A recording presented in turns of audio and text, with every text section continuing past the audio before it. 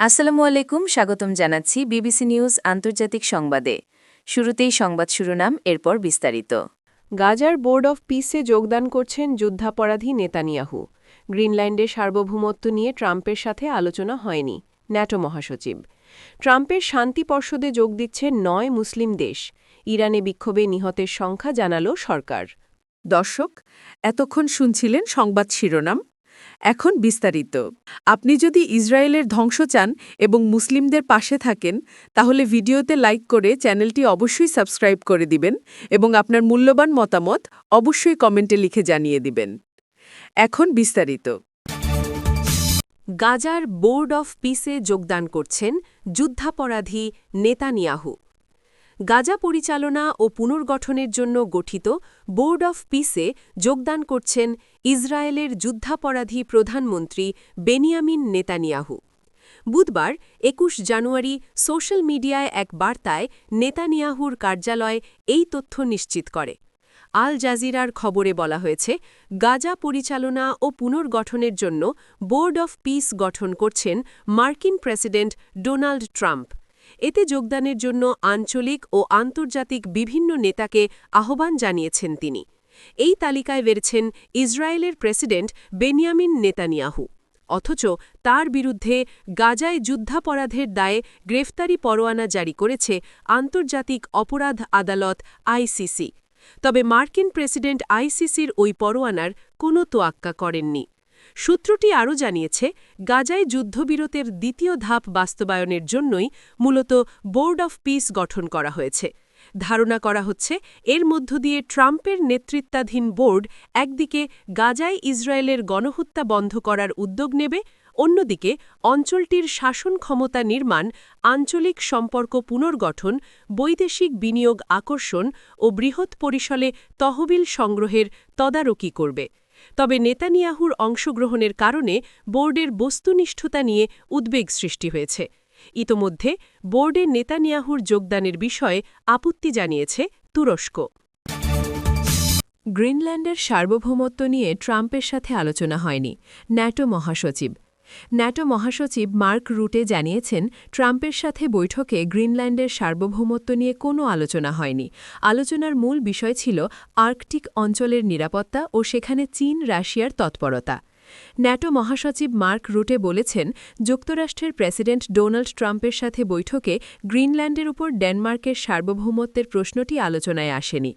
Davos থেকে AFP জানায়, Fox নিউজের special report with Bret Baier অনুষ্ঠানে দেয়া এক টেলিভিশন সাক্ষাৎকারে রুটে ট্রাম্প ঘোষিত কথিত ফ্রেমওয়ার্ক চুক্তি সম্পর্কে খুব কম তথ্য দেন। তিনি বলেন, আমরা এই বিষয়গুলো নিয়ে কাজ শুরু করার জন্য একটি ভালো সমঝোতায় পৌঁছেছি।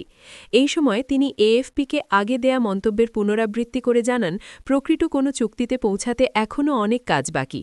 রুটে বলেন, এর অর্থ হল ন্যাটো এবং ন্যাটোর সম্মিলিত সক্ষমতা ব্যবহার করে কিভাবে পুরো আর্কটিক অঞ্চলকে নিরাপদ রাখা যায় সে বিষয়ে আমরা একমত হয়েছি।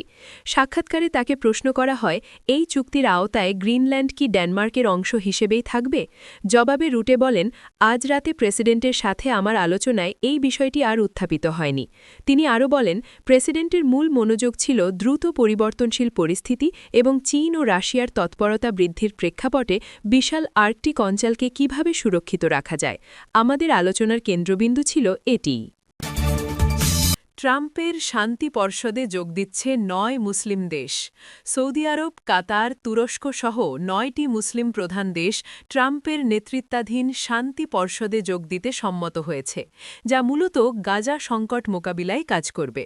তবে পর্ষদের ভূমিকা ও গঠন নিয়ে কিছু ইউরোপীয় দেশ ও ইসরায়েলের আপত্তি রয়েছে। সৌদি আরব এবং গাজা সমঝোতায় মধ্যস্থতাকারী কাতার ও তুরস্ক সহ ৯টি মুসলিম প্রধান দেশ যুক্তরাষ্ট্রের প্রেসিডেন্ট ডোনাল্ড ট্রাম্পের শান্তি পর্ষদে যোগ দিতে সম্মত হয়েছে বলে বুধবার জানিয়েছে সৌদি পররাষ্ট্র মন্ত্রণালয়।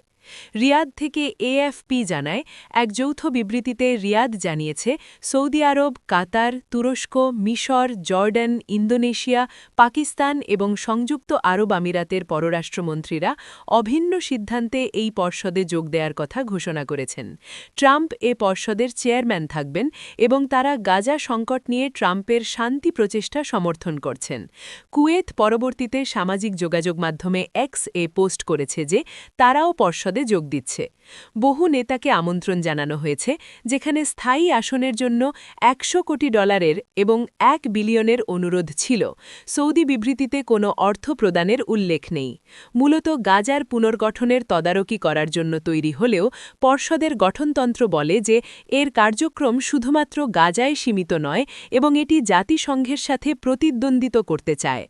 এর ফলে কিছু ইউরোপীয় মিত্র, বিশেষ করে ফ্রান্স, ক্ষুব্ধ হয়েছে। ট্রাম্পের শান্তি পর্ষদে যোগ দিচ্ছে 9 মুসলিম দেশ। সৌদি আরব, কাতার, তুরস্ক সহ 9টি মুসলিম প্রধান দেশ ট্রাম্পের নেতৃত্বাধীন শান্তি পর্ষদে যোগ দিতে সম্মত হয়েছে, যা মূলত গাজা সংকট মোকাবিলায় কাজ করবে। তবে পর্ষদের ভূমিকা ও গঠন নিয়ে কিছু ইউরোপীয় দেশ ও ইসরায়েলের আপত্তি রয়েছে।